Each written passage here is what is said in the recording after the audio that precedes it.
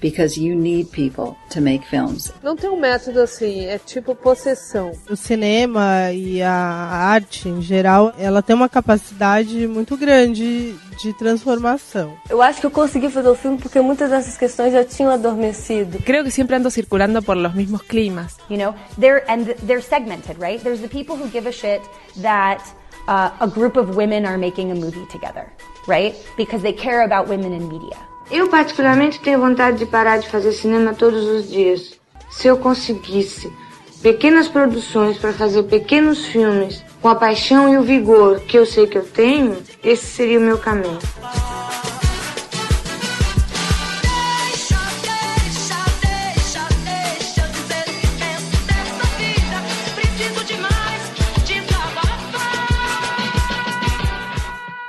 Feito por Elas, o podcast que discute o protagonismo das mulheres no audiovisual. I think cinema can be the same as a mirror in front of a culture. Show it to itself and tell it what is wrong with you. Maybe at first they don't find, culture and people doesn't want to look at it. And they tell, okay, I prefer continue my own way. But if you, express your idea and keep mirror in front of them, at first, at least, it can show them to themselves, to can change something.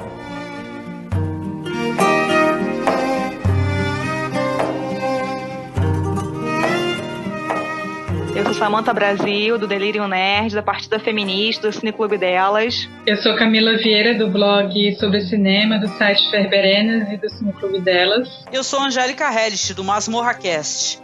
E você está escutando Feito por Elas, podcast que discute sobre o protagonismo da mulher no audiovisual.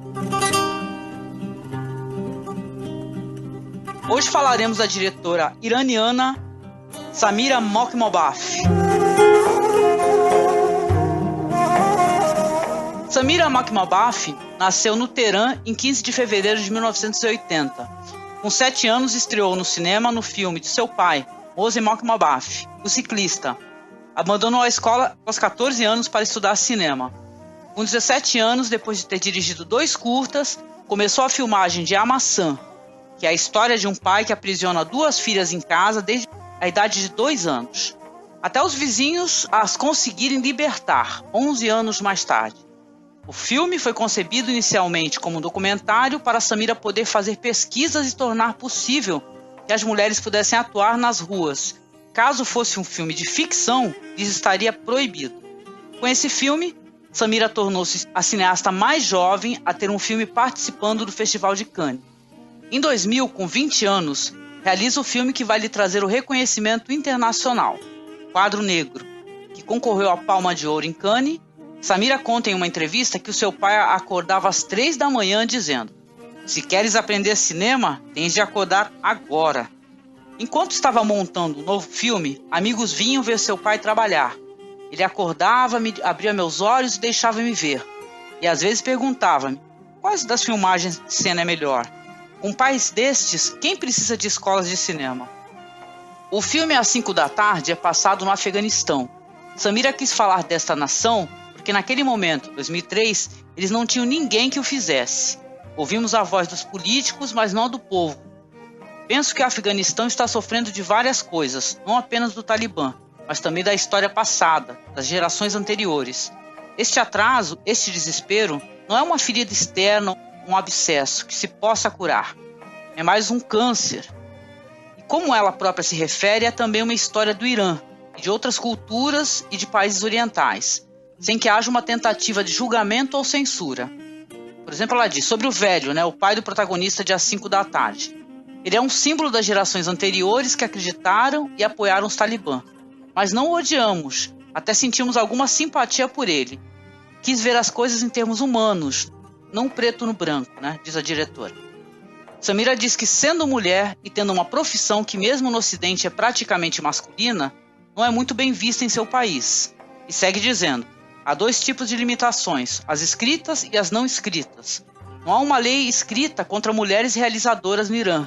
Mas na cabeça das pessoas, mesmo na Europa, as mulheres não são realizadoras, com algumas exceções para confirmar a regra. Disse lembrar de que quando fez A Maçã, as pessoas diziam: Não percebo que gênero de país é o Irã. É o país onde as pessoas são perseguidas e presas por falar do que não podem? Ou é o país onde uma jovem de 18 anos pode fazer um filme? Ela disse que respondia que é um país de ambos, lugar onde esses contrastes coexistem. Diz ainda que a filmagem de A Maçã, ou qualquer coisa do gênero, rápida, surpreendente e até um pouco assustadora. A Maçã foi rodada em 11 dias e ela teve que acabar muito rapidamente, porque o governo lhes arranjou muitos problemas. Não deixavam de lhes visitar durante as filmagens e não paravam de fazer perguntas. Aquele pai mostrado no filme é um símbolo da nossa cultura, de Samira. Para os Mock-Mabaf, o cinema é um assunto de família.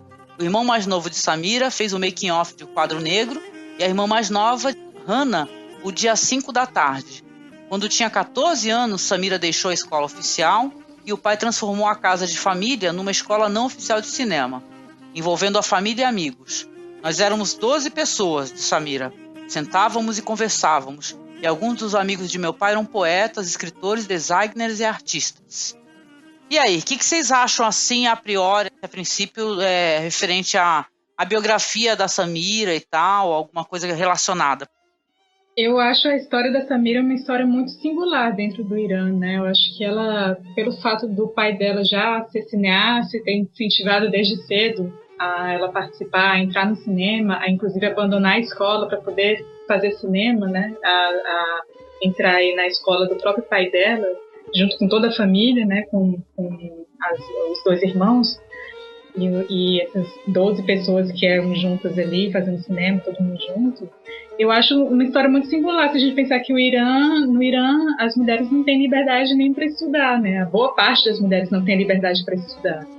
Então, assim, de fato é uma história singular e tem até, inclusive, uma informação sobre o pai dela, né? Porque o pai dela está exilado, né, do Irã, está morando entre o Afeganistão, França e alguns outros países, porque se ele voltar para o Irã, com certeza ele vai ser morto, né? Ele, o Jafar Panahi, sim, porque ele recebeu um fatuá. O fatuá, ele é uma espécie de decreto que é emitido por fanáticos religiosos que são políticos, né? E que tem implicações legais. Então, é uma lei que foi criada para quando ele chegar, se ele voltar para o Irã, ele vai ser morto. Já está decretado isso, como um Panahi também. Então, assim, existem muitos cineastas iranianos que estão exilados de seus países, né? E que encontram possibilidade de fazer cinema em outros países. Com apoio da França, por exemplo, né, com apoio de países europeus. Uhum. A própria Marjane Satrapi, né, Camila, também, né, com Persépolis e tal. Claro que é o... mas acho que a Marjane é autoexilada, né, ela não foi exilada do país, né, isso é verdade. Não tenho certeza, mas essa acho que ela se autoexilou, Sim. No caso da Samira, ela não houve nenhum decreto com relação a ela, né, ela foi justamente por causa do pai, né. Porque o pai está sendo perseguido, de morte, de fato. Não sabia disso não, Camila, chocante. Ela foi junto com ele, né, para apoiar, né, mas... E, inclusive, até é complicado, porque quando ela fez o Cavalo de Duas Pernas, por exemplo, jogaram uma bomba no set. Exatamente. E ela não foi atingida ela não foi atingida por sorte, assim, porque ela estava filmando na hora, né, por sorte ela não foi atingida. Isso, parece que os cavalos a protegeram, uma coisa assim, né. Verdade. Mas é muito, muito maluco isso. E no próprio Afeganistão isso ter acontecido e várias pessoas ficaram feridas, uma morreu e ela pensou inclusive até cancelar as filmagens. Até porque... Tanto é que até agora ela não fez um outro filme, né? Porque eu acho que ela deve estar ainda indecisa para saber em qual país ela vai filmar. Pode ser. E até porque também o cinema dela é muito político, né? Eu acho que até agora, todas as direções que a gente viu aqui no podcast, o cinema dela é o mais político, acho que é o mais pesado em termos, assim, de crítica social, realmente.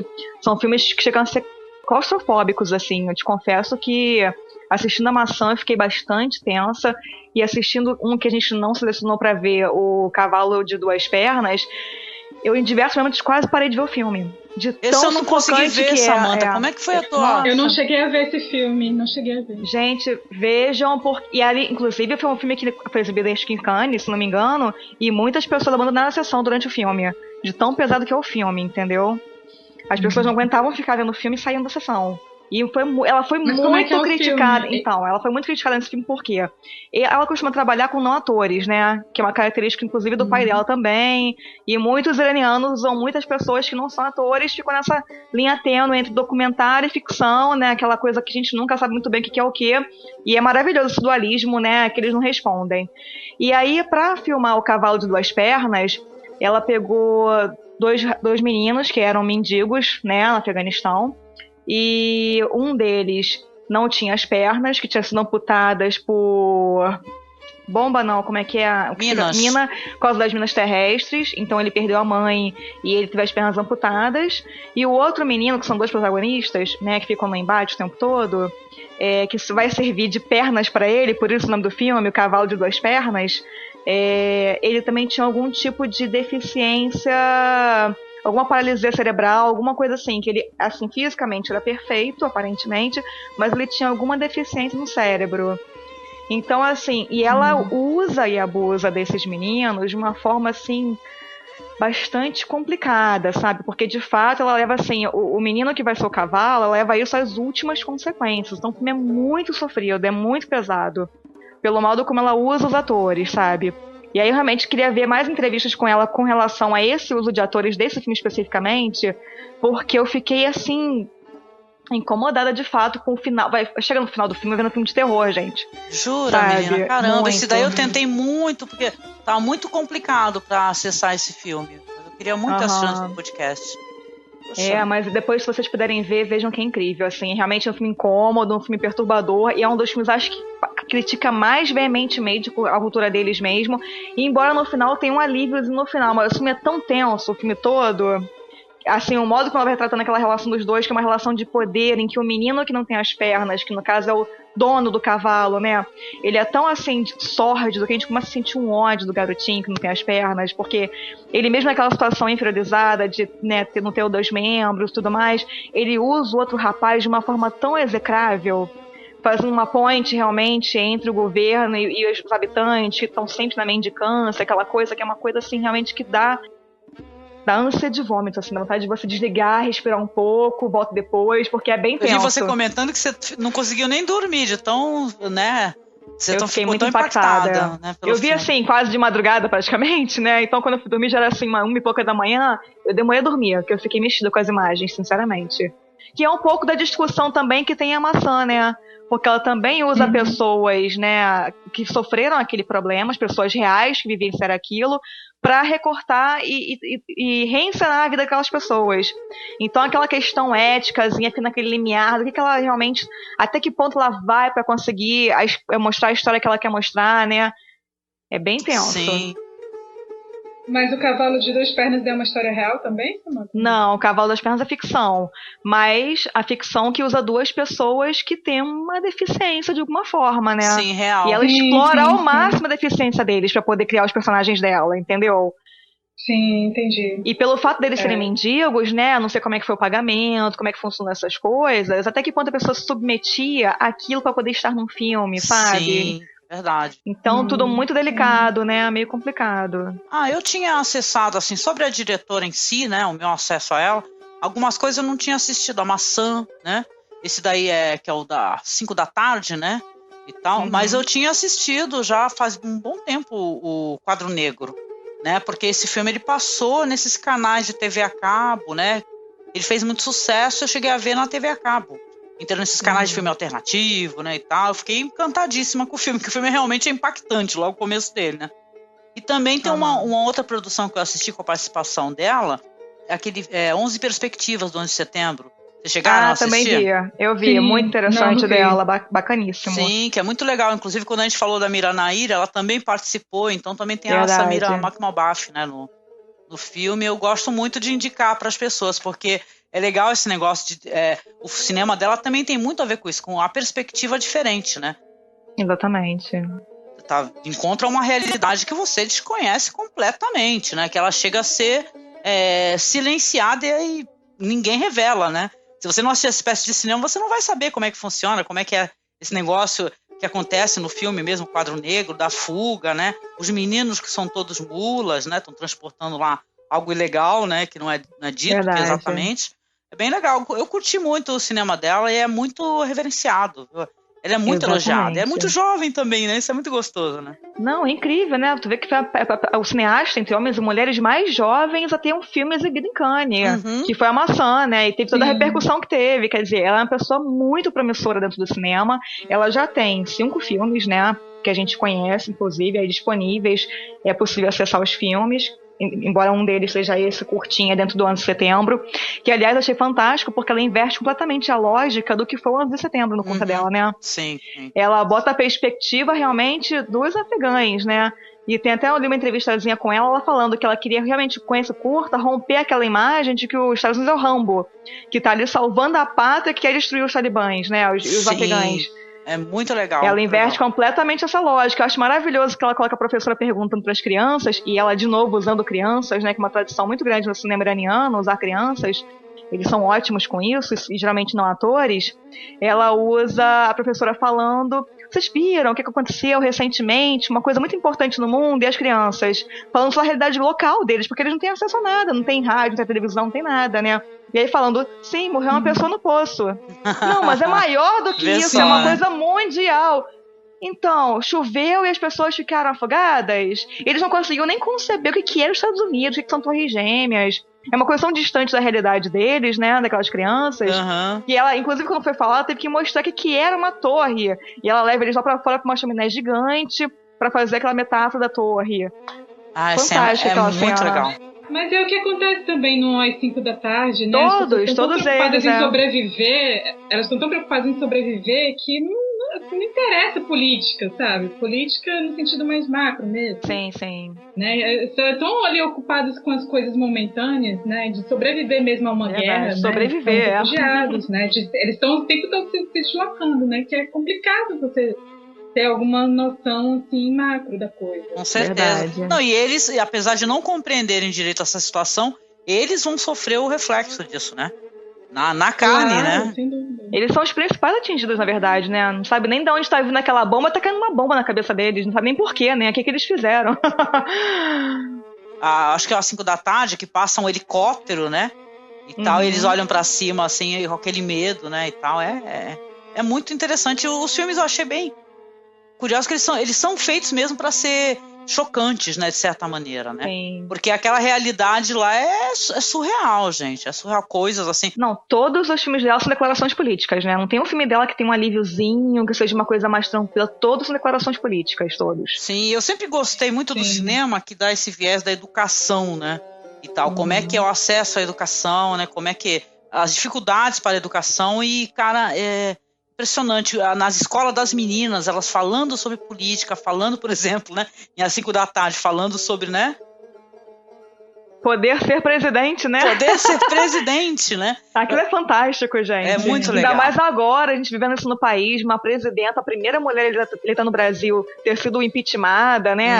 Vamos entrar nesse mérito, mas enfim, achei oportuno ver esse filme da Samira agora, porque tá falando disso, né? Quantas mulheres presidentes existiram no mundo? Ela fala sobre isso no filme, né? Sim. Que eu acho que essa família, de um modo geral, é uma família muito surpreendente e incrível, né? A Samira, eles perderam a mãe, né, quando ela tinha 12 anos, e aí o Mohsen, que é o pai, casou com a prima da falecida mãe dela, né? E essa nova esposa também entrou nesse ciclo, também dirigiu o filme. A Hannah também, a outra filha, que é a irmã da Samira, também é diretora de cinema. Então, assim, é uma família que ele investe muito em cinema, principalmente nas mulheres. Eu acho bacana isso, né? Então, nesse momento, o pai, que já era um cineasta famoso no Irã, tem um papel fundamental em apoiar e incentivar que as mulheres da sua família dirijam filmes, sejam diretoras, tenham protagonismo. Eu acho fantástico o que ele faz por elas, porque numa sociedade que é tão patriarcal, tão misógina, tão difícil que as mulheres, inclusive, estudem, ter um homem que as apoie, eu acho que é fundamental para que elas possam ser o que elas são hoje, né? Sim, com certeza. Sem dúvida, esse incentivo do Makhmal Mobaf é uma coisa muito singular no Irã. Eu particularmente, não tinha visto nada parecido, nada igual, até porque no Irã é muito comum a produção dos cineastas iranianos, quando eles começam a fazer cinema, eles são apoiados por instituições educacionais, por exemplo, Kiarostami, né? A primeira fase do Kiarostami todinha são de filmes educativos, filmes voltados para criança. Por isso que tem muita criança nos filmes dele. E assim, então esses apoios vêm muito de instituições de educação, né? Mas esse apoio vindo do próprio pai é uma coisa assim, fundamental para se pensar um cinema com essa liberdade que ela teve, né? E poder fazer sem desistir, assim. Pois é, porque a gente ficou imaginando, quando eu estava assistindo, por exemplo, mesmo, o Cavalo de Duas Pernas, que é um filme que ela tem um elenco gigantesco, principalmente de crianças, como deve ser uma mulher naquela sociedade, dirigindo aquelas pessoas e muitos homens? Né? Como é que esses homens encaram ela? Como é que fiquei pensando nisso? Como é que deve ser pra ela ter autoridade ali de falar com eles, de dar comandos, faz assim, não faz assado, não for botar a fala, repete, porque é uma sociedade que as mulheres têm que ser subalternas, né? Então como é que eles percebem, né? Ela como diretora? Queria só mencionar, porque até um dos personagens do filme, ele cita, né, um livro para ciência social, né, e fala assim, as mulheres são como flores, né? Elas têm que ficar protegidas do sol, né? E tal, mostrando por que tem que enclausurar, né, as filhas, né? Então é muito interessante que eles têm realmente essa espécie de viés onde a mulher tem que ser subalterna, ficar dentro da casa. Isso é verbalizado em várias vezes, né? Sim, a própria das 5 da tarde, os caras os homens que levavam elas de charrete, o tempo todo, só vou te levar se cobrir o rosto. Se não cobrir o rosto, não vou te levar. Tem uma hora, inclusive, que ele larga umas meninas no meio do caminho porque elas estavam brincando e tiraram a burca, né? Então eu fiquei pensando, como é que deve ser esse trabalho? Deve ser bem difícil esse trabalho da Samira, da Hannah, de comandar um set mesmo de filmagem, né? Com tantos homens ao redor que elas têm que dar a voz de comando, ditar ordens ali, posicionar as pessoas. Como essas pessoas encaram elas, né? Fiquei meio questionando sobre isso. E ela teve até uma dificuldade na hora de fazer a maçã, que a gente pode até falar quando a gente for começar o filme, mas ela teve uma certa dificuldade inicial, assim, pra chegar a essa família, por causa disso, pelo fato dela ser mulher. Caramba! Será que o pai dela teve que fazer uma ponte ali, né, pra conversar com eles, né? Que tudo tem que ser o homem, né, pra poder conversar e pra permitir, né? A ponte teve que ser o pai, né, porque as crianças, elas mal conseguiam falar. E a mãe era completamente arredia, porque ela era cega e ela tinha um nível de surdez, assim, bem elevado. Então, assim, era difícil lidar com a mãe. Então, teve que passar pelo pai, de fato. Mas aí a gente pode conversar isso depois, quando a gente for falar do programa.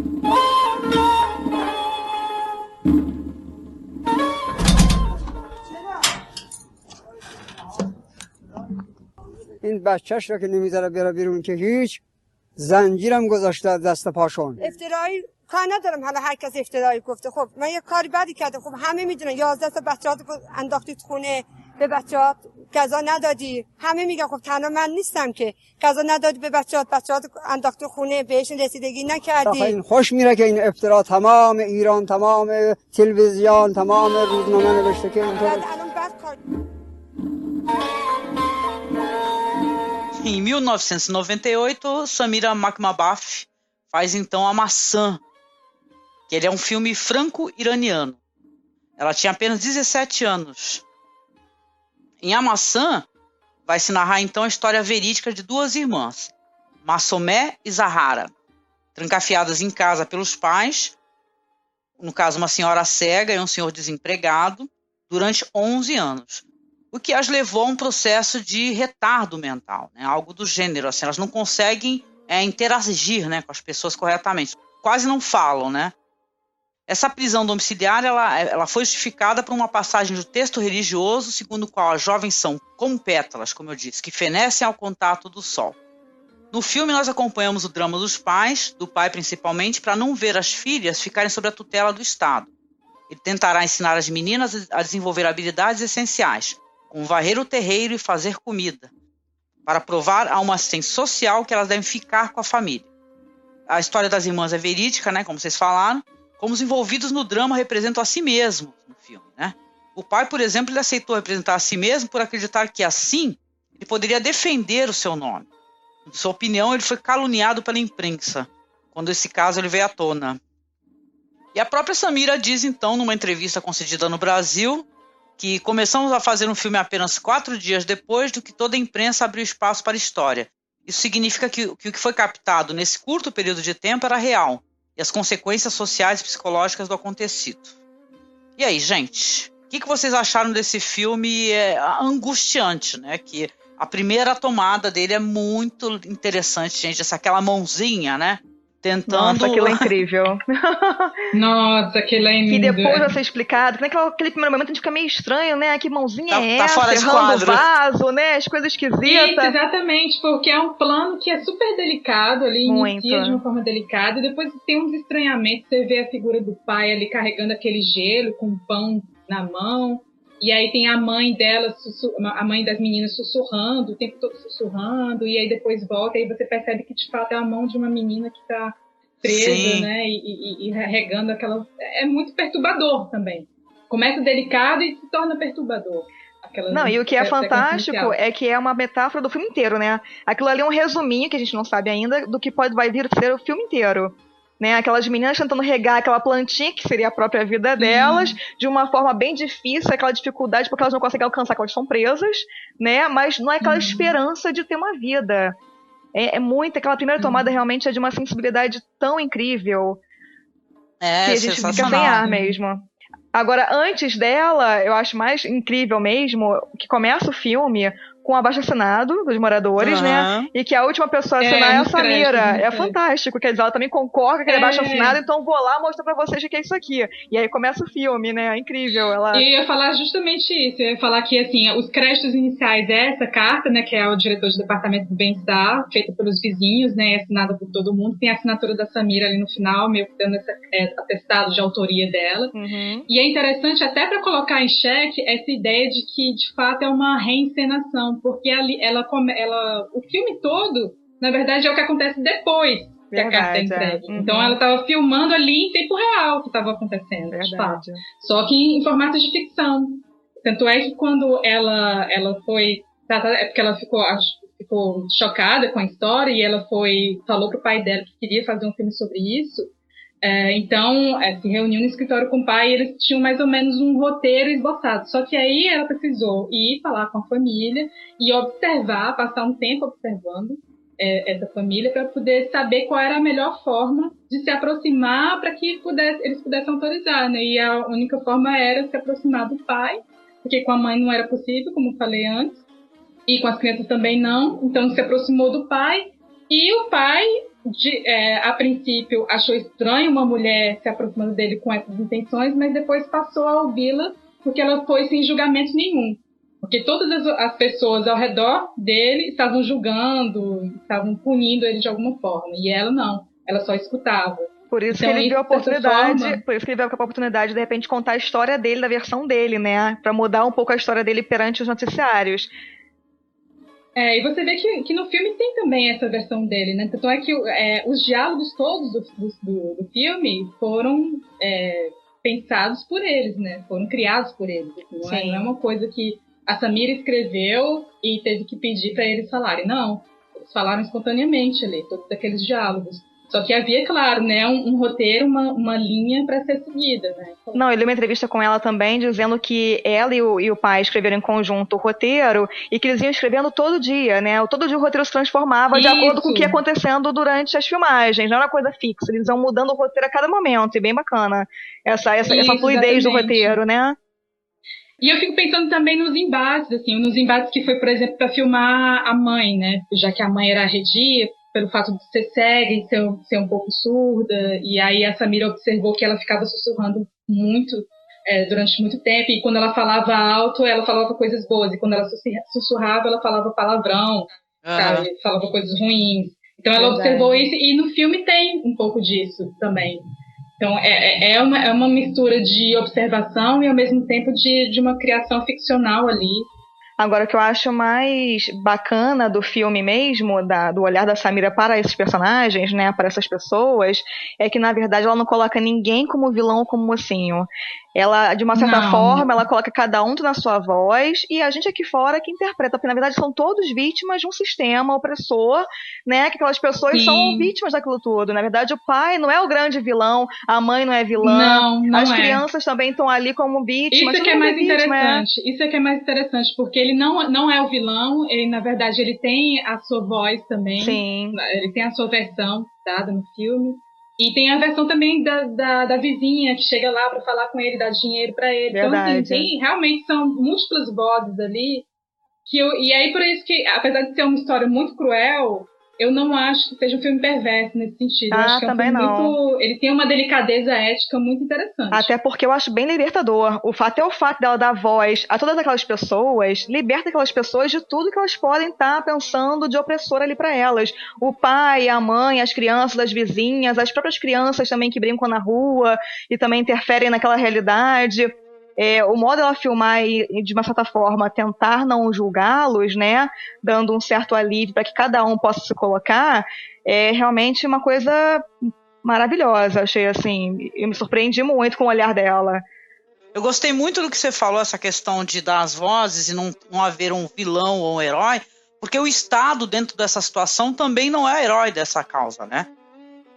O jeito também que a ciência social aborda o velhinho, que é um velho caquético, e tranca ele e fala assim, olha, você só vai sair daí se você serrar essas... Horrível aquilo, Não, e larga as crianças na rua, né? Se vira aí, crianças, larga na rua. Tem várias vezes sendo dela tocando as crianças pra rua, e as crianças estão voltando porque aquele é o ambiente que elas estão acostumadas, né? Então o Estado também não tá alinhado com essa situação corretamente, né? Também tá querendo intervir de maneira, né? Também imperativa, de uma maneira nada... meio cruel, eu diria até, né? Que eu fiquei muito preocupada com aquelas meninas, vocês não têm noção. Elas na rua. Aliás, eu achei linda a forma como elas foram socializadas. Que quem acabou socializando eles, elas foram outras meninas. E é linda aquela cena que elas encontram as amigas lá, que elas fazem aquelas amizades e vão brincar de amarelinha e vão comer maçã juntas, né? De uma delicadeza. E uma que fica o tempo todo dando maçãzada na cabeça da... Ai, que dó, que dó. Porque elas não sabem interagir, né? Elas não têm nenhuma regra de convívio social, não tem nada. Elas não sabem interagir no meio social mesmo. É muito bacana. E o mais interessante nessa descoberta delas pra rua, né? Porque se a gente pegar, por exemplo, o cinema iraniano, né? Os filmes do Kiarostami, novamente falando do Kiarostami, né? Esses filmes educacionais dele. O espaço dos garotos é o espaço da rua, e a rua é um espaço de educação também.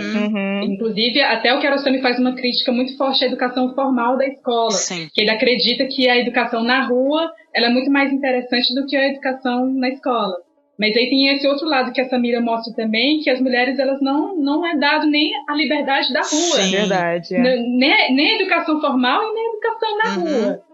E aí ela faz uma crítica pesada a isso, eu acho muito legal. Verdade. Muito legal quando... E aí eu tenho algumas referências, assim, sobre essa questão do processo de lidar com pessoas reais e também lidar com fatos reais. Eu me lembro muito de um filme brasileiro chamado Girimunho, que é da Clarissa Campolino, do Elvis Marim, que também é uma história real e que eles tentaram fazer disso não um documentário, mas uma ficção. E são duas senhoras idosas, né? E uma delas foi bastante arredia assim, no set, porque ela acreditava que se ela reencenasse coisas que já aconteceram com ela, isso soaria falso, né? E ela disse que não falava mentira. Então a equipe teve que fazer uma série de estratégias de observação, de passar um tempo muito grande com essas duas senhoras para que as coisas acontecessem, para que a ficção ficasse viva. Eu fico imaginando nessas tensões que a Samira deve ter encontrado, principalmente com o personagem da mãe, né?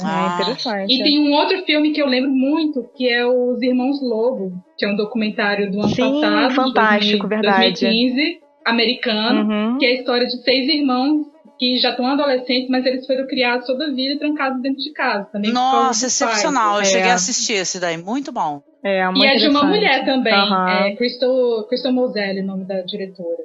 Posso só colocar uma referência, aproveitando que vocês estão citando referências? Vocês chegaram a assistir um documentário chamado A Pessoa é para o que Nasce? Que é do Roberto Berliner? Chegaram? Não, eu vi há muito tempo. Que conta a história de 3 irmãs cegas também, esse negócio delas serem...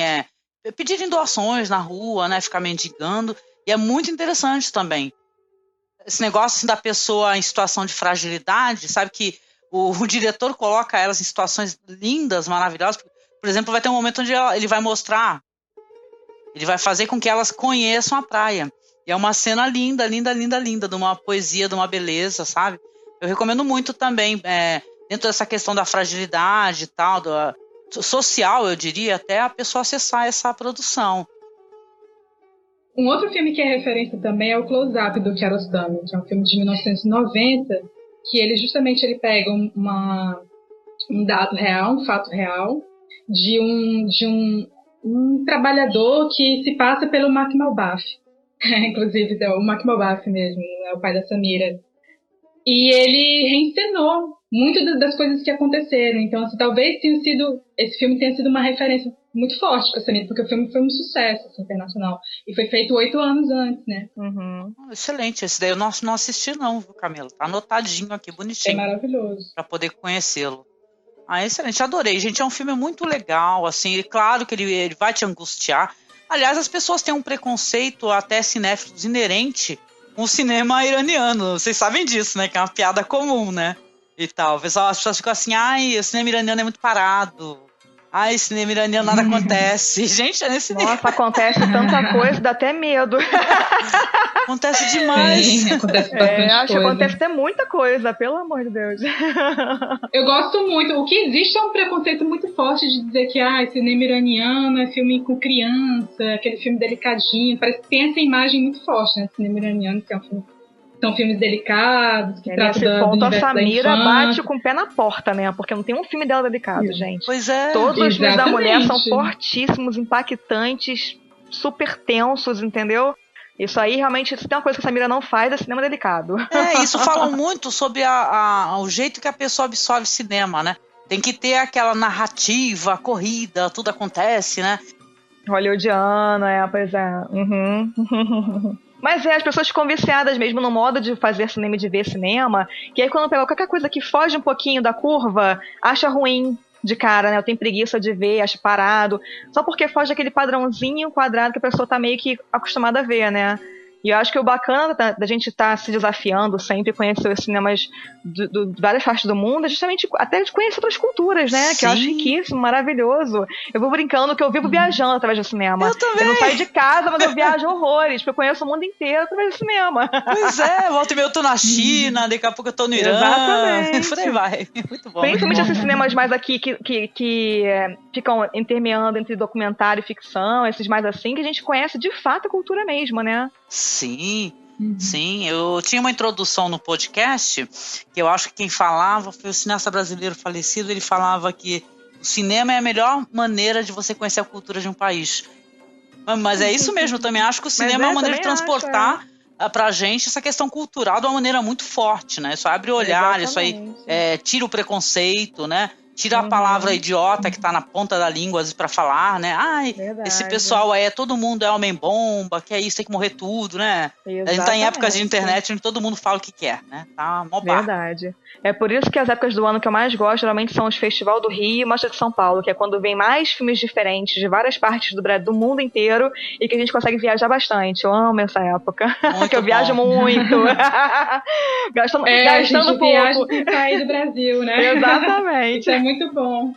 Ter contato com essas outras culturas, né, por meio do cinema, isso é maravilhoso. Mas eu queria voltar um pouquinho ao filme, porque eu gostei bastante desse filme, dos 3 que eu vi. E eu acho que tem umas delicadezas, uns momentos poéticos que eu fiquei muito, muito tocada, sabe? Em vários momentos, por exemplo. Nos momentos em que aparece aquele choro do bebê, né, na janela da vizinha. Né, que existe ali uma suspensão de tempo. Ou então naquele momento em que elas imprimem a mão, né, suja de graxa nas paredes. Sim, nas paredes da super casa. lúdico, né? Mesmo aquele início que tem o uso de vídeo, né, são imagens mais documentais, né, tem uma textura de vídeo, a imagem tem uma textura de vídeo. Ali ela diz que é porque ela precisou fazer esse filme de uma forma tão urgente, mas o equipamento de 35mm, da câmera com 35mm, não tinha chegado ainda. Então ela precisou começar a filmar, mesmo sem ter o equipamento, e acabou utilizando aquilo como se fosse uma espécie de reportagem ali inicial. Tem um tom meio documental, né, no filme também, assim. O famoso se vira nos 30, né? Ela teve que se virar com o que tinha, vamos fazer isso aí pra não perder o timing da coisa. Sim, e eu gosto também do uso do espelho no filme, né? O espelho que é dado de presente para as meninas. Muito legal. a primeira imagem refletida do espelho não é do rosto delas, né? A imagem da fechadura do portão. Sim, verdade. Ou seja, essa imagem do aprisionamento já estava tão forte nelas, né, que isso é espelhado. Elas queriam olhar a fechadura, né, de fora, né? Aí usam um espelhinho para poder... adorei essa parte dos espelhos, ainda bem que você mencionou. Né? São muito lúdicas, muito bonitas. Inclusive aquela parte onde ela está numa bica de água ali, né? Olhando o rosto dela e a água passando pelo espelho também. Aí lembrando essa cena da fechadura, também é impactante uma hora que a assistente social dá a chave para ela. Se ela conseguir abrir a porta, elas podem entrar. Nossa. E ela só consegue abrir por dentro. Quer dizer, ela não consegue mexer, ela enfia a chave de todas as formas, não consegue abrir a porta. Aí ela vai com a mãozinha por dentro, que é o lugar que ela sempre esteve, né? Pra conseguir finalmente abrir a porta. Aquela cena também é muito forte. Sim, é assim. Que bom saber que vocês curtiram tanto assim também. Nossa, viu? eu amei o filme. Eu gostei pra caramba, gostei mesmo. Gente, aquele final também com a mãe, que é cega, com aquela maçã, que é maravilhoso, o símbolo que ela escolheu, né, pra ser a maçã, ser o nome do filme, pra ser o símbolo. Eu quase que ia comentar isso, mas eu fiquei na dúvida se a gente poderia falar do final ou não. Mas enfim. Diz nada, hein? Não, é porque não é teve spoiler, toda uma história. Teve toda uma história pra se filmar aquilo, porque a mãe, como era uma pessoa difícil de lidar, a Samira precisou provocar muito ela pra ela poder sair. Ela teve que dizer, olha, seus filhos estão fora de casa, o que você vai fazer agora? Ele teve que dizer isso para poder... E tinha uma coisa muito interessante, que toda vez quando a equipe ia filmar a mãe, o equipamento todo, o equipamento de câmera e de som, tinha que ficar ligado o tempo todo. Porque pra não pegar era qualquer assim, coisa dela, né? Pra pegar qualquer coisa. E aquilo ali não estava previsto no roteiro, mas aconteceu. Sabe? Que a coisa da maçã, a ideia de fato era pegar, mas ela nunca imaginava que de fato ela fosse pegar. Aquilo ali aconteceu, foi muito mágico. Eu tô com o coração na mão naquela hora. Quando ela pega, eu quase dei um suspiro, assim, meu Deus, coisa linda. Justamente, né? Porque ali qualquer coisa podia acontecer. Pode ser que aquilo não desse errado. Então a equipe ficou filmando durante muito tempo. Sim, e a escolha dela para escolher esse final não poderia ser mais fortuita da Samira. Realmente uma sensibilidade incrível de escolher aquela cena para ser o final do filme. Né, porque a hora que a mulher realmente, de uma certa forma, também está se libertando. Porque a maçã é aquele símbolo do conhecimento, né, de você poder, de alguma forma, estar ali inserida no mundo, que ela também não estava naquele mundo, na verdade, né. Eles viviam num mundinho de faz de conta daquela casa aprisionados ali. E é bom lembrar que essa coisa da maçã era algo que ela tinha visto quando entrou em contato com a família, era algo que ela tinha percebido que as meninas gostavam muito de maçã. Elas estavam comendo maçã. Então, assim, por mais que alguns críticos, inclusive eu li algumas críticas que diziam, a maçã é o símbolo do pecado. É porque pra gente tem essa simbologia muito forte, né? Que não é necessariamente pra eles. Pois é, a gente faz uma outra leitura daquela maçã ali. Cristã, né? Verdade. Católica, mas não tem nada a ver, né? Ela faz uma outra leitura ali da maçã. Sim, mas é fantástico.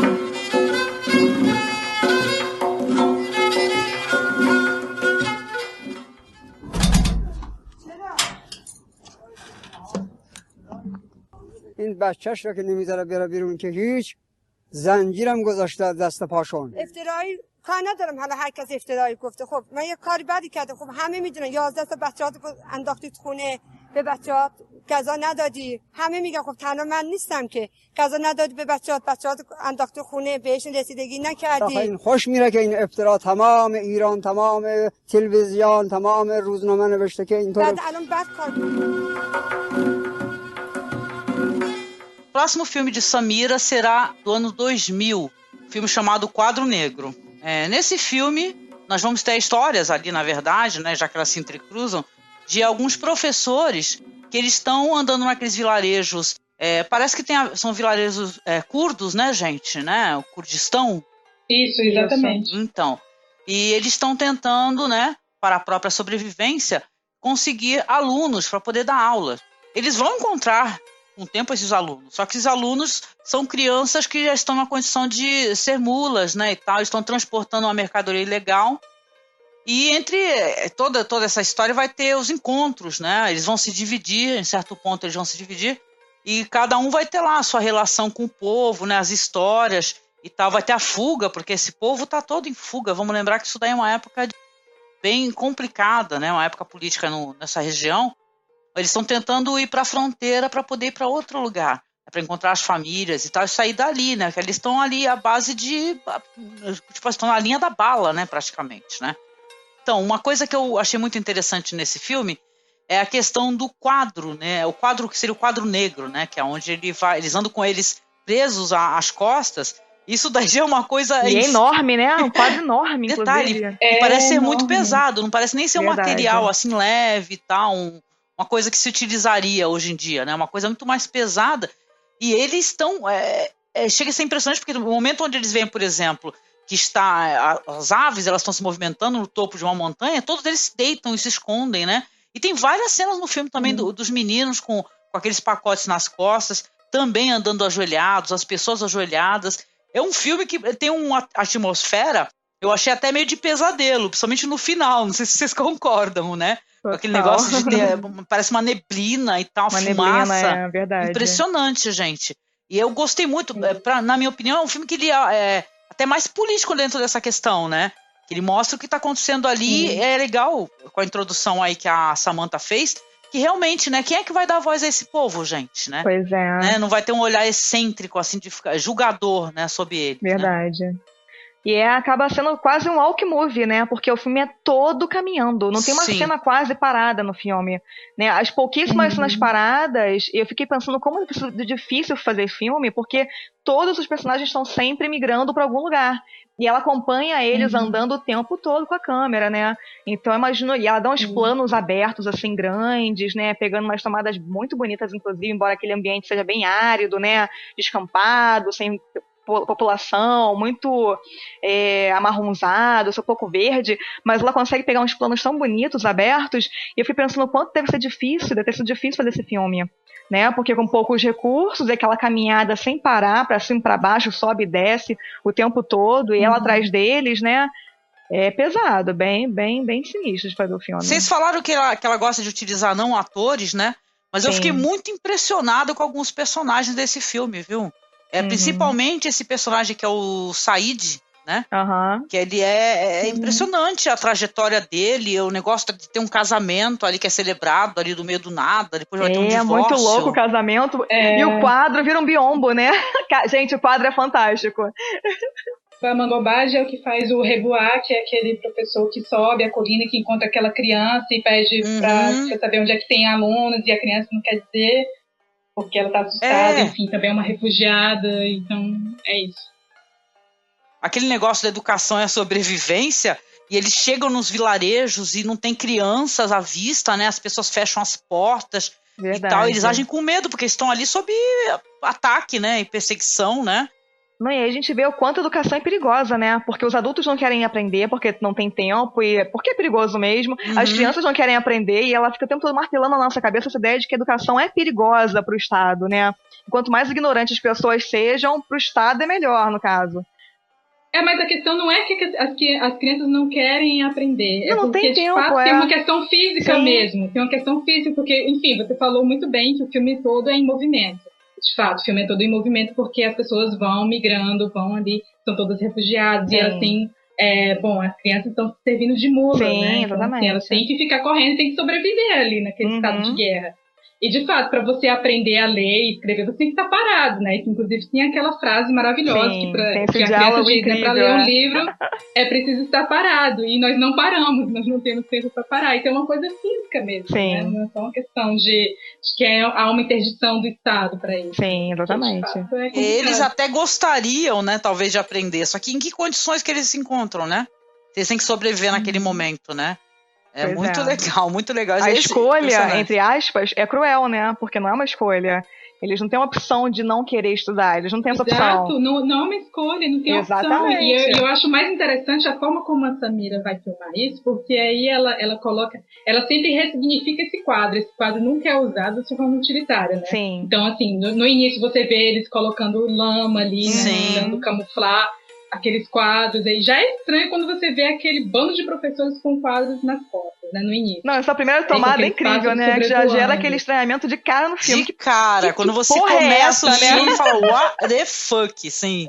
E aí, os quadros, eles servem tudo. Menos pra ser uma questão de ele serve de maca pra quem sim, proteção, tá doente, né? Varal de roupa. E não, é de tudo, menos pra isso, mas justamente pra mostrar que essa questão da educação num estado de exceção, que é a guerra, ela tem que ser deixada em segundo lugar, sabe? Porque não dá. É muito difícil. É verdade. É muito complicado. Eu gostei demais desse filme, gente. Esse filme me impactou muito na época. Muito, muito. Eu falei, caramba, gente, né? Porque quando a gente se depara, né, como é difícil, como é restrita a educação, né, você fica chocado, você fala, não, cara, não acredito. Né? E as crianças naquela situação de perigo, né, e eles não têm o que fazer, cara, não tem. Você não pode apontar para um pai e falar assim, esse é um mau pai, essa é uma péssima mãe. Saca? Tá todo mundo tentando sobreviver. Exatamente. Não tem nem tempo pra pensar nisso, né? Essa situação é muito... Não tem. É muito estranho. E eu gosto que a Samira, ela trabalha sempre com essas imagens inusitadas, né? Pra mim, me parece muito interessante isso, porque, de fato, é muito, sei lá, é assustador. Sim. De fato, é esse clima de pesadelo, de fato. E aquela cena maravilhosa dele, ele casa com a moça e começa a tentar se ensinar pra ela, eu te amo. Maravilhoso. Não, e depois o filme é super assim atual, né? Divórcio também, casou e divorciou, ok, tudo numa boa, a guerra tá aí, vai embora. E ela ficou com o quadro negro dele. Maravilhoso. É o Dot, né? Foi o Dot. Foi o Dot. Ai, gente, que filme maravilhoso, gente. Então ele tem cenas tão emocionantes, tão poderosas, né?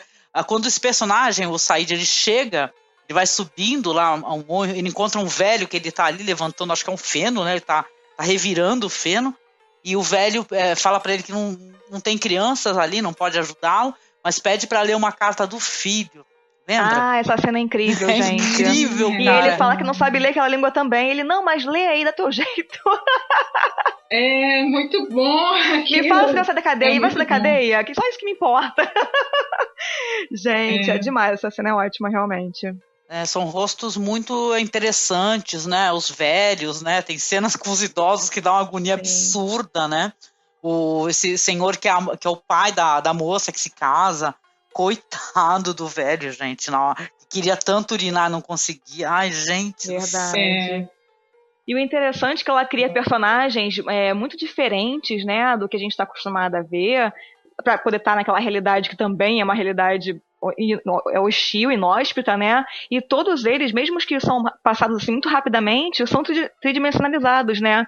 É bem bacana isso, que por mais que ele apareça rapidamente na cena, ele tem um contexto, ele tem uma relevância, ele tem uma profundidade no personagem, que sempre faz com que os atores, né, tenham uma ressignificação dos seus personagens mesmo. Eu acho bacana esse trabalho dela com os atores também, né? Principalmente com os não atores. Impressionante que a Camila mencionou muito bem, né? O Bahman Gobad, né? E eu acho que eu tive essa sensação forte, assim, de estranhamento, né? De choque cultural, quando eu assisti aquele filme dele, que é Tempo de Embebedar Cavalos. Vocês chegaram a ver que o menino, né, é uma trajetória também angustiante, né? De uma criança também. Então é bem curioso realmente como é que é o tratamento e até o jeito, a vivência cruel que essas crianças têm, né? Hoje em dia aqui no Brasil a gente tá lutando para poder ter escola sem partido. Essas crianças estão lutando para, sabe, pelo próximo gole de água, né, e tal. Verdade. Pra não cair uma bomba na cabeça, é foda. Verdade. Não é à toa que esse filme ele ganhou o prêmio do júri em Cannes, né? Sim.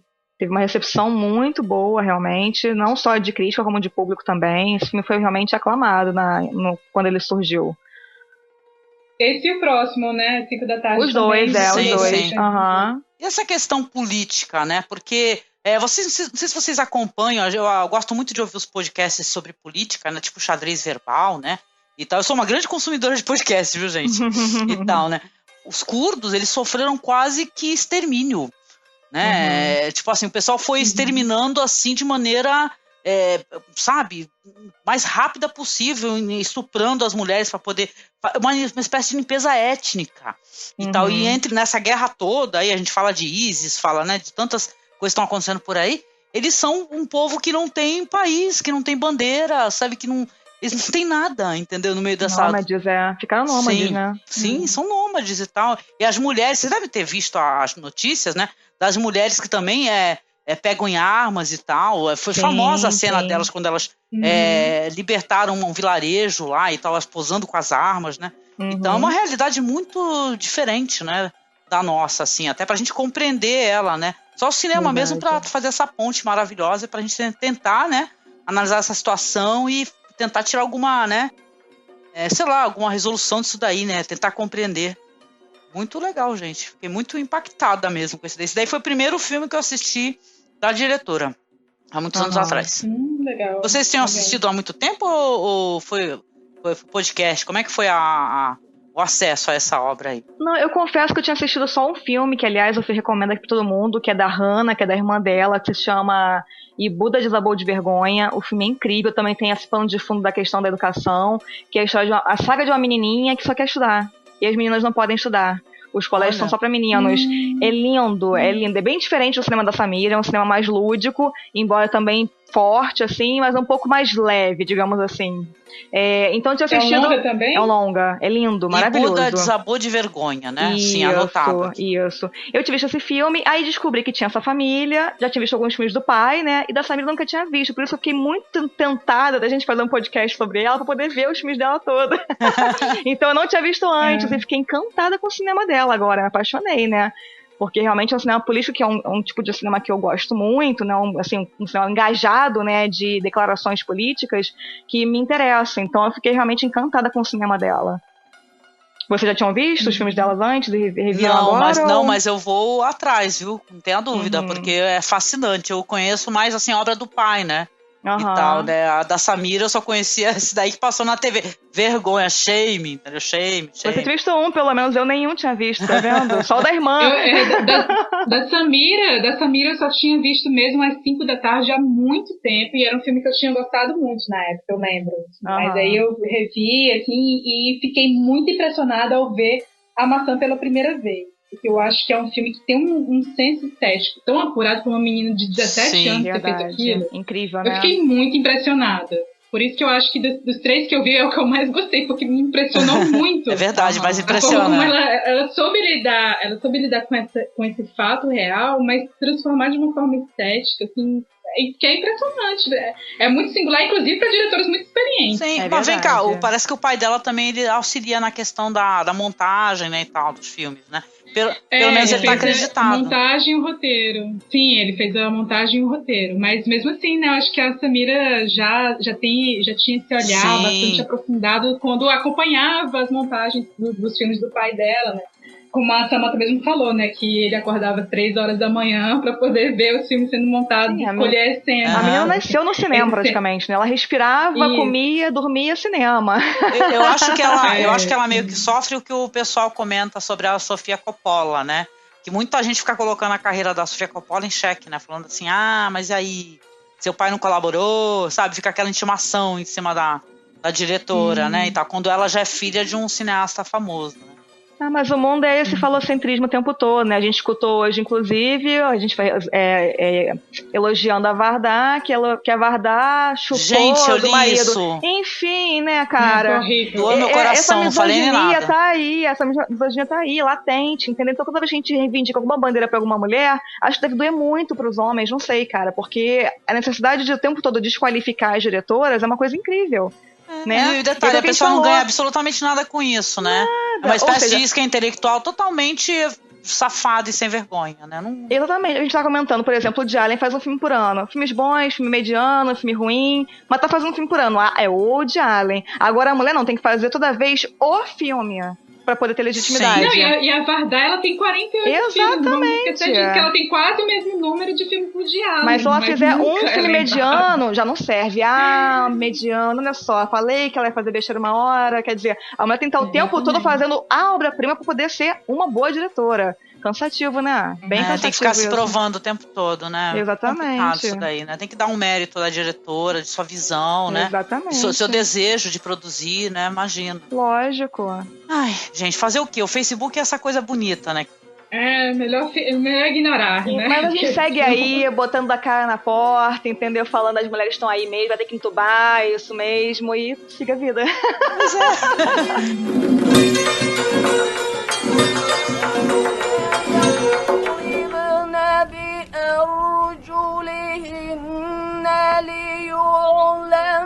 ما يخفين من زينتهن.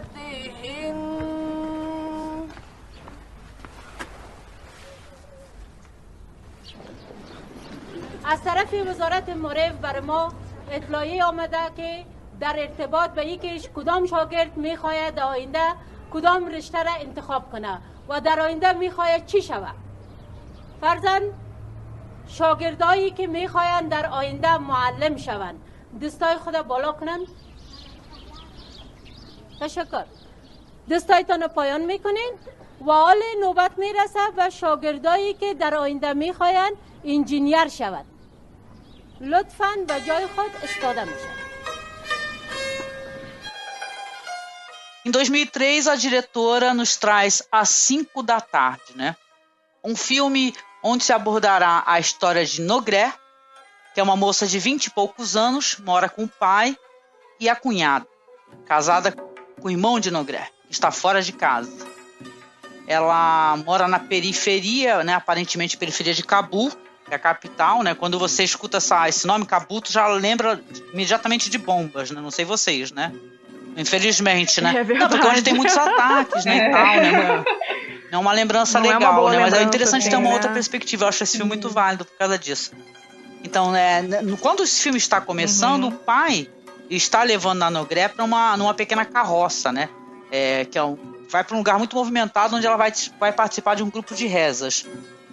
Nós vamos ver, então, dezenas de mulheres, né? Com o corpo inteiramente coberto, recitando cânticos religiosos, como os que Nogré já vinha recitando pelo caminho, né, lendo num grande livro. As palavras dos cânticos aqui é uma curiosidade que eu gostaria de colocar, né? Dizem assim: instrua a todos os homens devotos que fechem seus olhos diante de mulheres, que controlem sua luxúria. Depois, pois é decoroso e Deus sabe tudo o que fazemos. Também, e que as mulheres se abstenham de dançar, que seus encantos permaneçam escondidos, né? Não à toa, no filme, logo no começo, você tem uma visão assim meio estranha, né? Que quando ela sai com a burca completa, o homem, um senhor idoso, pega, não sei se é o pai dela, não saquei muito bem isso aí, ele encosta a face na parede, né? Que é para não olhá-la, para que ele não ser da luxúria, não é verdade? Verdade, é. Aquele animal selvagem ali que não pode se controlar, né? Aham. Nogré, ela tem um momento assim muito interessante, onde ela tira os sapatos, né, que são sapatos muito simples, batidos, e coloca sapatos brancos de salto alto, né, mostrando que ali, obviamente, apesar de toda aquela cobertura, né, aquela burca, que ela é uma mulher que ela, claro, tem vaidade, é uma bela mulher, uma jovem mulher, e ela vai ter uns diálogos legais também, que a gente andou comentando, são uns debates assim, onde tem uma senhora que parece que é a líder, fala assim: quem é que vai ser engenheira? Que aí levantam várias mulheres. É a professora, né? É a professora, isso, né? Eu acho que é uma escola ali.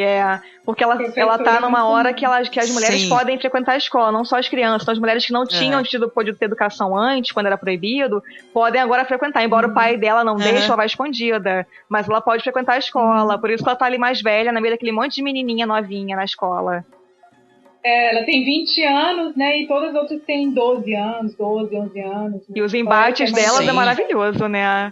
Porque ela e uma outra menininha também querem ser presidente, porque a diretora, a professora do colégio fica querendo provocar isso nelas, né? Bem provocadora a professora, acho bem bacana com o modo como ela coloca a professora, não só de passar sabedoria, mas como provocar reflexão nelas. E aí elas ficam naquele embate, como se fosse uma campanha eleitoral ali de quem vai ser a presidente. É muito fantástico essa cena. É maravilhoso aquilo ali, é maravilhoso, porque aí você percebe como é que é a personagem da Mina, né, que é essa menina de 12 anos, que realmente ela tem um discurso muito forte, né? Sim. Ela disse que perdeu o pai e os irmãos na guerra, né, que são guerras que foram criados pelos homens, né? Quem estava na política, são os homens que estavam por trás. Então ela faz todo um discurso bem inflamado, que é muito bonito. E é uma personagem trágica, né, também, né, gente? E aí até me impressiona, até me impressiona o fato do pai da Samira ter sido expulso, sido expulso politicamente do país, e ela ainda não, porque ela fica incutindo essas ideias maravilhosas nas mulheres, que elas podem ser o que elas quiserem. Não sei como é que isso não foi proibido ainda, né? Porque esse filme especificamente, Às 5 da Tarde, é muito libertador e revolucionário para as mulheres. É super feminista esse filme, é bastante incrível que esse filme, assim, particularmente, não sei como é que foi a recepção lá, né, pra eles. Se o filme passa lá, se é proibido, se é permitido, porque a recepção aqui pra gente foi incrível, né? O filme foi realmente aclamado como ele é visualmente sensacional também, né? Os planos, né, e tal, né? Esses locais muito isolados, né? É muito interessante. Eu gostei muito de ver aquele negócio das mulheres perguntando, assim, a professora, né, como você disse, perguntando quem vai ser engenheira, levantam várias. Ai, linda. Mas aí tem um detalhe, tem uma sutileza aí que eu queria até comentar, porque assim, quando ela pergunta quem quer ser professora, aí várias levantam. Aí quem quer ser engenheira, aí poucas levantam e algumas, inclusive, se sentam de novo, ficam indecisas, né? Porque, né, o lugar da engenharia é o lugar do homem, né? E no começo, uma só levanta. Aí depois, aos pouquinhos, vai levantando uma outra. Quer dizer, uma vai dar força pra outra, depois né? Depois se levantaram, começam a se tentar e ficam indecisas. É bem estranho. E aí, quando quem quer ser presidente, quem quer ser presidenta, né? Então, assim, poucas levantam e elas são motivos de escárnio das colegas. Porque as meninas ficam rindo, né? Delas. Verdade. Elas próprias não se acreditam, né? Quer dizer... E essa época desse filme, né, onde ele se passa, o Osama Bin Laden ainda estava vivo? Pelo jeito sim, né? Porque tem uma discussão mais lá pro final do filme, onde tem um senhor que o pai dela encontra junto com ela, né, a cunhada e tal, que os idosos lá, os sábios, diz, né, eles estão ali decidindo se entregam ou não o Osama Bin Laden. Aí ele fala assim, não, mas eu não vou entregar para os infiéis dos americanos, né? De qualquer maneira, ele é um muçulmano e tal. É muito interessante. Gente, a delicadeza daquele ensaio fotográfico. Lindo. Ensaio fotográfico A única coisa que estraga é aquele cara falando assim, você sorri muito, você não vai conseguir. Ó, a melhor foto até agora eu tô cobrindo a cara toda, não dá pra ver nada. Exatamente, esse contraste do que pode e que não pode naquela foto é muito incrível, esse debate que ela bota ali, é muito bacana. Aquele bebê, gente, ai, nossa, que coisa mais angustiante, né? Aquele negócio do sobrinho dela, né?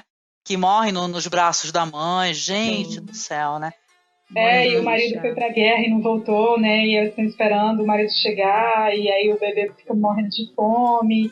E aí tem o pai também que acompanha elas nessa migração. Tem esse momento muito forte deles ficarem abrigados dentro de um avião destroçado. Sim. Que a princípio você não imagina que é um avião e depois você descobre que é um avião que tá ali, né? E na carcaça. Depois esse avião é invadido pelas crianças, né? Que tomam ali os refugiados que... E o pai sempre querendo sair daquele lugar porque ele não quer nenhum tipo de perturbação. Então, realmente, também é um filme que tem muito movimento, né? A família tá sempre em constante movimento por causa da guerra. Verdade. Eu acho interessante também esse personagem do pai, porque ele vai ser quase que profano, né? Mais pro final do filme, né? Quando ele começa a meio que questionar, né? E tal, ele fica pedindo perdão, mas questionar a ausência de Deus no meio desse conflito todo, né? E tal, né? Parece que Deus está morto, né? Ele pede desculpa, perdão, né? E personagem interessante também. Mas ela é um personagem fascinante, viu? Eu gostei muito dela. E o jeito que o filme termina, assim, ele termina de um jeito... Não sei se tem uma possibilidade ali pra ela. Ali. Eu fiquei meio triste, entristecida. Tem um certo otimismo ali, né, no final. Tu achou? Eu achei e falei, nossa, o que vai acontecer, gente? Não, o que vai acontecer a gente não sabe, mas bem ou mal ela saiu, ela termina o filme pra cima, eu acho, a protagonista. Tá a semente não é uma coisa derrotista, do assim, desejo né? de mudar, né, de mudança, e a compreensão da importância da mulher dentro dessa representatividade, né, política, né, eu gosto muito disso, sim. Exatamente. É um final de possibilidades. A gente não sabe quais vão ser, mas é um final de possibilidades, né? Então, acho que de certa forma isso é otimista. Não, eu queria comentar só aquela cena da conversa com um soldado francês. Sim, conversa com o soldado foi incrível. Porque ela passa o tempo todo, durante o filme todo, ela fica perguntando, né? Quem é o presidente do Paquistão? Você sabe quem é o presidente do Paquistão?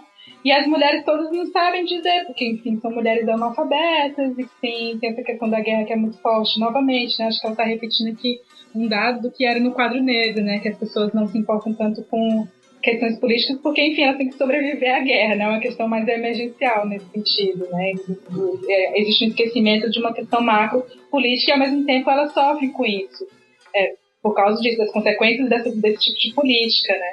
E aí, quando ela conversa com um soldado francês e pergunta também quem é o presidente lá do país, né? também tem uma certa desinteresse pela política por parte dos soldados. Né? Ele acha até estranho a pergunta que ela faz. Eu achei essa cena fantástica e, assim, não poderia ser melhor do que pro final do filme mesmo, porque aquele diálogo dela sobre o que o presidente falou no seu discurso, quer dizer, não importa quais eram as propostas dele, só que ele falou, e o soldado não saber nada, tão fantástico. A crítica que a Samira faz ali, tipo assim... É bucha de canhão, né, Camila? Ele, coitado, né? Isso, ele não sabe. Exatamente, não importa. Sim, exatamente, porque eu fico pensando que esse desinteresse pela política é uma coisa da própria guerra mesmo, né? Não acho, não, Camila. A gente vê o desinteresse agora aqui. Não tem guerra nenhuma rolando, tá todo mundo desinteressado. Acho que é da... Eu tô falando desse filme específico. O soldado, ele é treinado, ele não precisa nem compreender o motivo da contenda. Ele só tem que ir lá tretar, né? Felizmente, mas é muito legal, sim. Eu gostei muito. Não, aquele diálogo é incrível, realmente.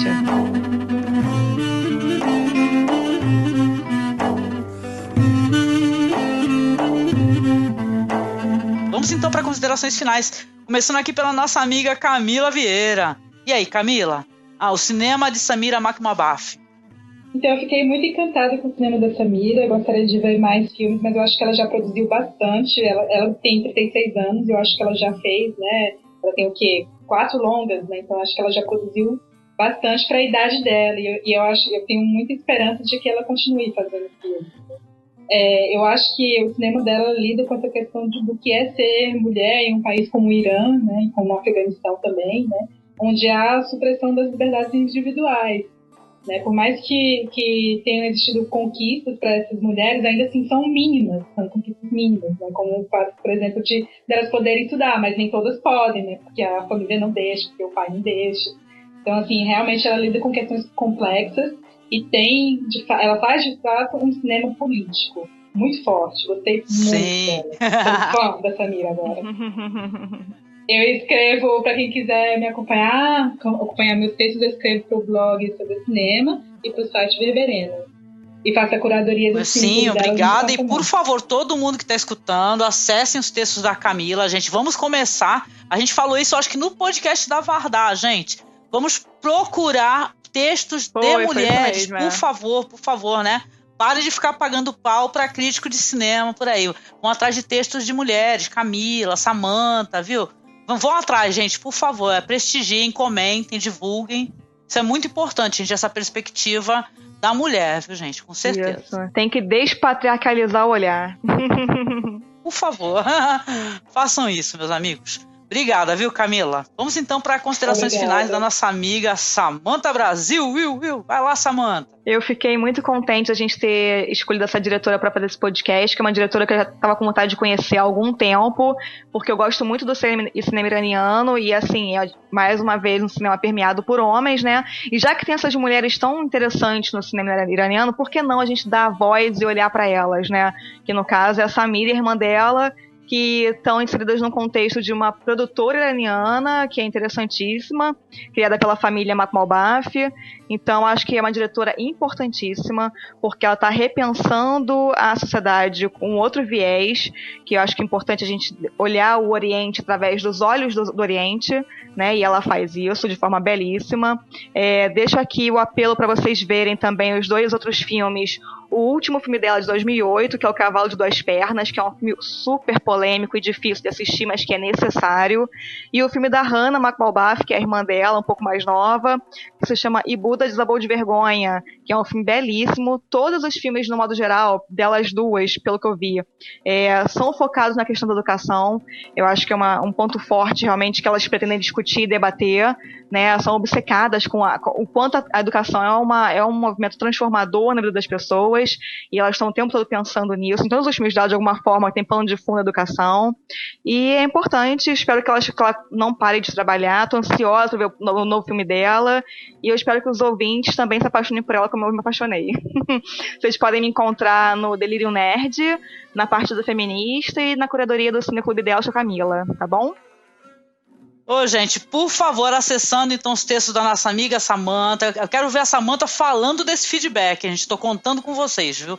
Obrigadíssima pela sua colaboração, viu, Samantha? Vocês perceberam, né, ouvintes, que nós estamos assim um pouco defasadas hoje, assim. Está faltando Isabel, está faltando Michele, está faltando Estefânia. Nosso cast é um casting grande, bonito, né? Eu sempre falo isso, nosso cast é maravilhoso, que é muita gente. Então, quando acontece algum problema, a gente está aqui para cobrir as amigas, né? Faz parte do processo, né? Então, vamos lá para as minhas considerações finais, gente.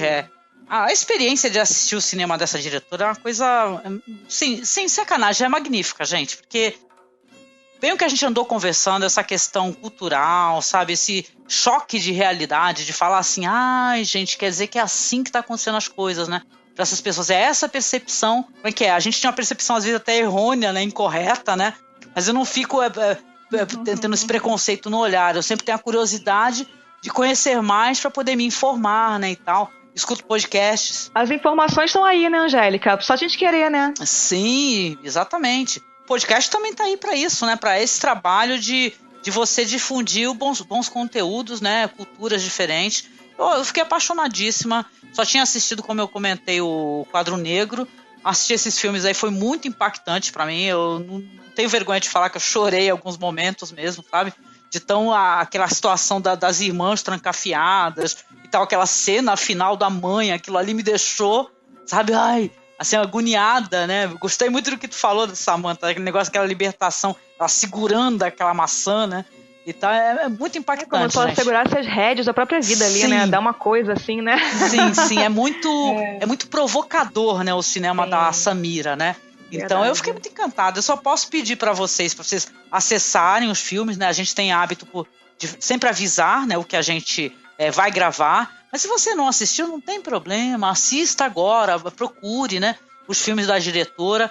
Eu, Angélica, vou procurar o restante das irmãs. O pai eu já gosto, gente, né? Eu acho que é um cara já famoso, não é à toa, né? Todo mundo curte o cinema dele, né? Verdade. E eu não tenho preconceito com o cinema iraniano, gente. Eu vou puxar a orelha de quem ficar falando isso, que o cinema não acontece nada. Vocês estão loucos? Não, e é aquilo, Angélica. Ame ou odeie o cinema da Samira, mas indiferente é impossível ficar. É impossível ficar indiferente aos filmes dela. Como. Você vai odiar ou amar, você vai sentir alguma coisa. Porque não fica você tá passando assim, você dá aquela cochilada, não tem como, entendeu? O filme é tão tenso, todos os filmes dela, que é impossível ficar indiferente. Eu fico indiferente com Transformers, gente. Verdade, adoro.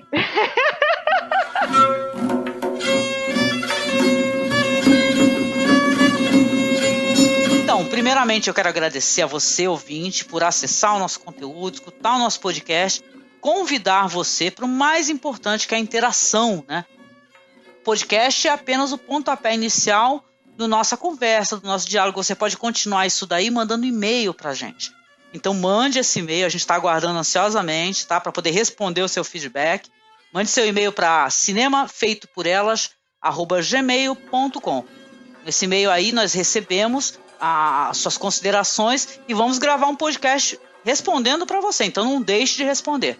Segundo aviso, né, nós também estamos agora com plataformas de apoio no Padrim e no Patreon, então se você quiser colaborar com Feito por Elas, para que a gente possa divulgar melhor nosso conteúdo no Facebook, nas redes sociais, né, com posts patrocinados, não deixe de acessar, os links estão aí na postagem. Redes sociais, né, quer falar, interagir com a gente pelas redes, é fácil também, você pode acessar em facebook.com/cinema feito por elas. Lá é a nossa página, a gente divulga muito conteúdo realizado por mulheres, textos e tal, polêmicas, né? Divulgamos mais conteúdo lá, então é fundamental você dar o curtir na nossa página. No Twitter você pode acessar através de @feitoporelas_, tá? Então fica a dica aqui para vocês, várias maneiras de falar conosco, contatar a gente, e estamos aqui, né, gente, aguardando o seu feedback. Para você que já quer poder assistir os filmes mencionados no próximo podcast, né, assista então os filmes da diretora Naomi Kawase. O primeiro filme será Suzaku, de 1997, depois o premiado de 2007, Floresta dos Lamentos, e por último, O Sabor da Vida, de 2015, ok? Então prestigiem esse trabalho dessa diretora, que será a próxima pauta do Feito por Elas. No mais, eu quero agradecer as participantes aqui do nosso, né, da nossa bancada aqui de debate, Samantha, Camila, e deixar um grande beijo para vocês, gente. Beijão, até mais. Beijo grande, queridos. Beijão.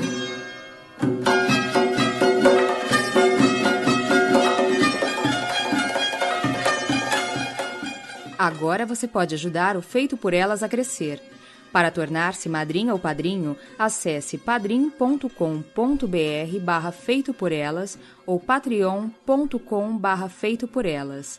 Seja você também um colaborador ou colaboradora e tenha acesso ao nosso grupo fechado no Facebook. Lá você poderá dar continuidade aos debates dos programas e ajudar a definir pautas futuras. Feito por Elas, dando a vez e a voz ao que há de melhor nas produções realizadas por mulheres.